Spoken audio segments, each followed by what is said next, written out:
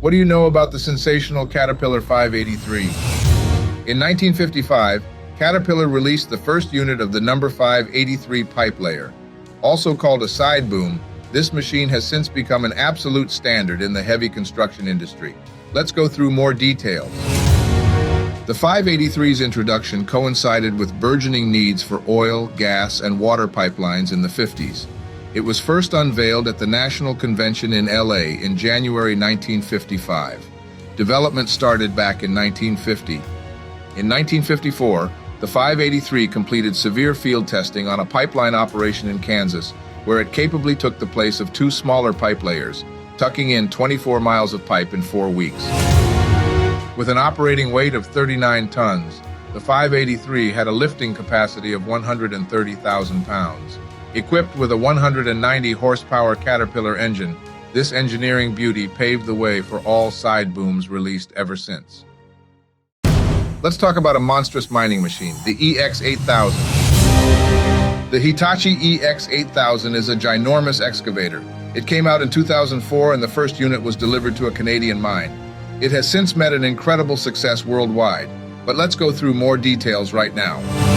Competing with the Komatu PC8000 or the Liebherr 9800, the EX8000 has an operating weight of 837 metric tons, and it can be equipped with a bucket of 43 cubic meters of maximum capacity.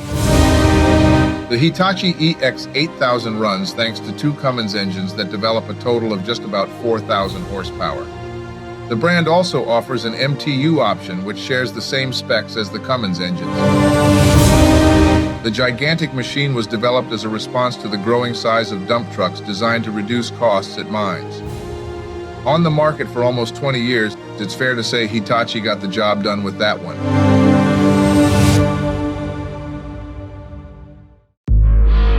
This used to be the biggest wheel loader in the world.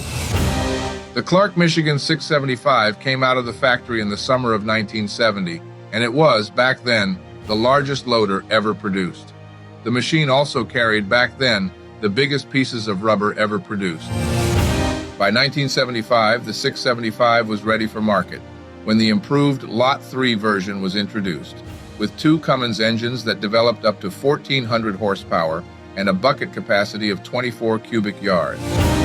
Equipped with massive 67-inch Goodyears, the 675 had an overall length of 53 feet and an operating weight of 176 metric tons. It was pulled out of the market in 1988. Despite an incredible job done by engineers and all the records, the Michigan 675 failed to succeed worldwide. Only 14 units were officially delivered over the years, which makes it even more special today. If you think this is just an old bulldozer, you're wrong. This is the Komatu D355A. This amazing dozer, on top of being a good old classic heavy construction machine, is also part of one of the most memorable moments in American history. Can you guess what I'm talking about? With an operating weight of 44 metric tons or 98,000 pounds, the 355 could be equipped with a blade of 20 cubic yards of maximum capacity. But it's definitely not why this dozer is so special. The Komatu D355 was the dozer used by Marvin Heemeyer back in 2004 for his rampage in the streets of Granby, Colorado. There's now a pretty cool name for this modified 355, Killdozer. I like it. The D355 came out in 1974, and it was designed to compete with Caterpillar's D9 series. Upgraded many times over the years, the 355 is nothing short of a classic, even more so after Marv's rampage. This used to be the biggest wheel loader in the world. The Clark, Michigan 675 came out of the factory in the summer of 1970, and it was, back then, the largest loader ever produced. The machine also carried, back then, the biggest pieces of rubber ever produced. By 1975, the 675 was ready for market, when the improved Lot 3 version was introduced, with two Cummins engines that developed up to 1,400 horsepower and a bucket capacity of 24 cubic yards. Equipped with massive 67-inch Goodyears, the 675 had an overall length of 53 feet and an operating weight of 176 metric tons. It was pulled out of the market in 1988. Despite an incredible job done by engineers and all the records, the Michigan 675 failed to succeed worldwide. Only 14 units were officially delivered over the years, which makes it even more special today. Here's the story of good old Peterbilt. Peterbilt was founded in 1939 by T.A. Peterman, a lumberman from Tacoma, Washington. The same year, Peterbilt released its first vehicles, the single-axle Model 260 and the tandem-axle Model 334.